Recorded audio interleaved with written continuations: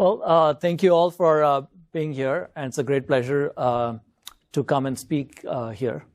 As Chris mentioned, I'm a professor at the Wharton School. I am an author of a recently released book, which is called A Human's Guide to Machine Intelligence. I am contractually obligated that whenever I speak about anything remotely related to AI or tech, I have to show you a screenshot of or a book cover jacket and subtly influence people into picking up the copy and reading the book.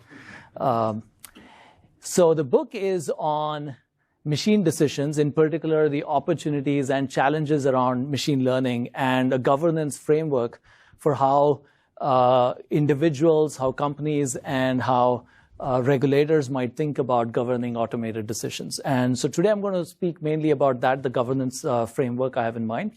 And in particular, I'm going to begin by talking a little bit about the role of machine decisions in our lives. A lot of that is intuitive.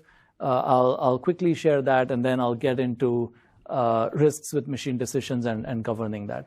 Now, as part of researching this book, I interviewed many people, and one of the really interesting people that I interviewed was a 22-year-old in Shenzhen, China. Her name was Yuan Jin, and she's in the biotech profession. And one of the things I found really interesting about her day-to-day habits was these daily conversations she had with a social media celebrity called Xiaobing.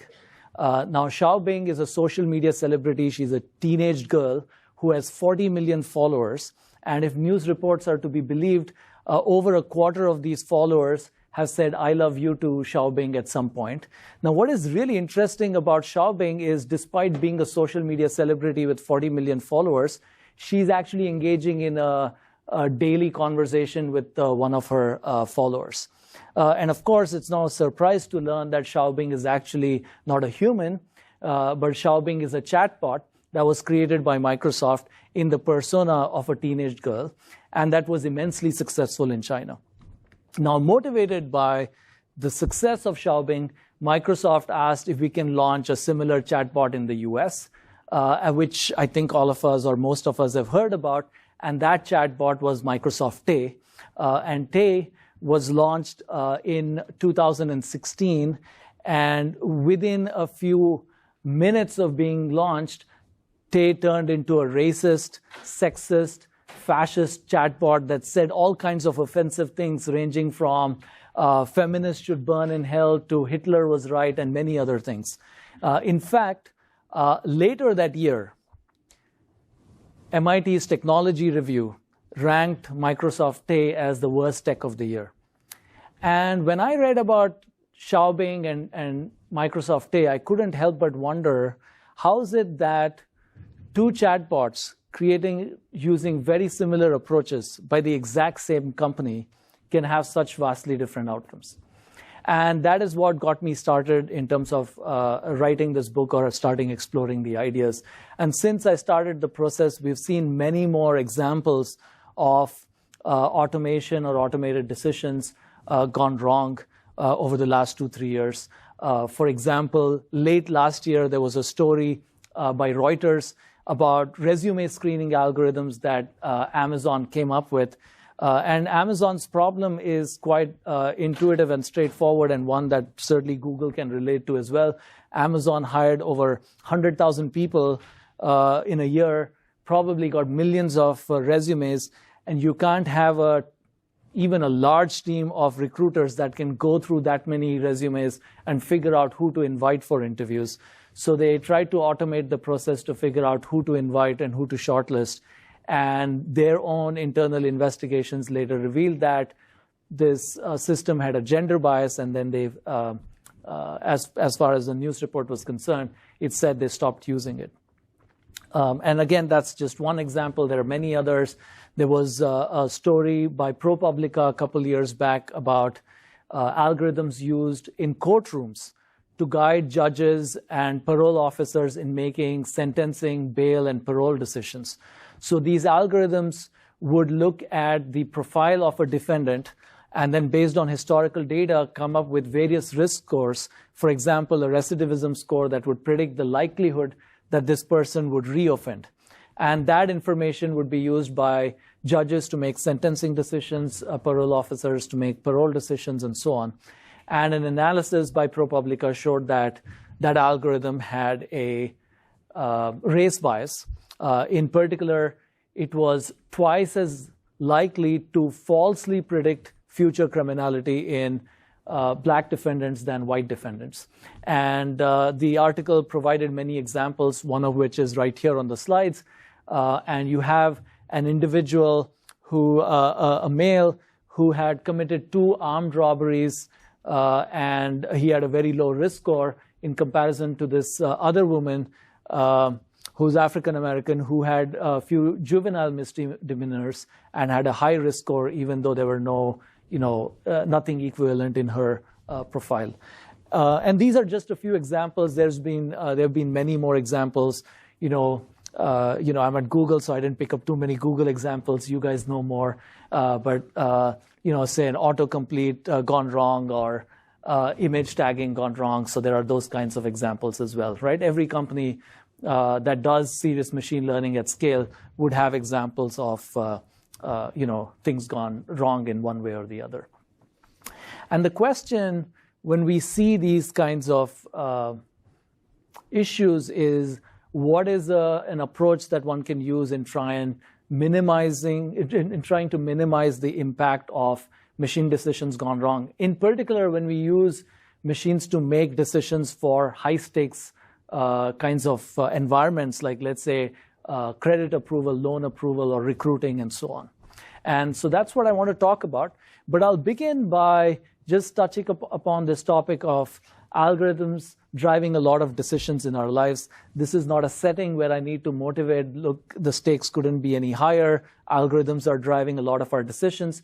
So what I'm going to say initially is perhaps going to just confirm what you already know, but perhaps attach some numbers to what is fairly intuitive for you in terms of how many of our decisions are driven by algorithms. And having covered that quickly, I'll then jump into a governance framework for this. And of course, more than anything else, when I come here to Google, I'm interested in getting your perspectives on this. So I'm going to keep my presentation short and hopefully get your viewpoints and comments and questions as well. So in terms of algorithms driving decisions for us, I think we all might have our own favorite examples. But certainly one maybe that all of us can relate to, and one that's been around for a while, is, let's say you go shopping and you go to Amazon.com and you see a message, people who viewed this eventually bought that product. Or people who bought this also bought these other products. And the question is how much of our decisions they drive.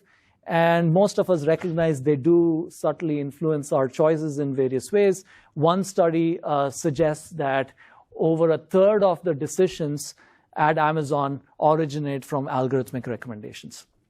Now, these recommendations don't just influence the number of choices we make, the number of purchases we make, but it also influences the kinds of choices, the kinds of products we consume as well.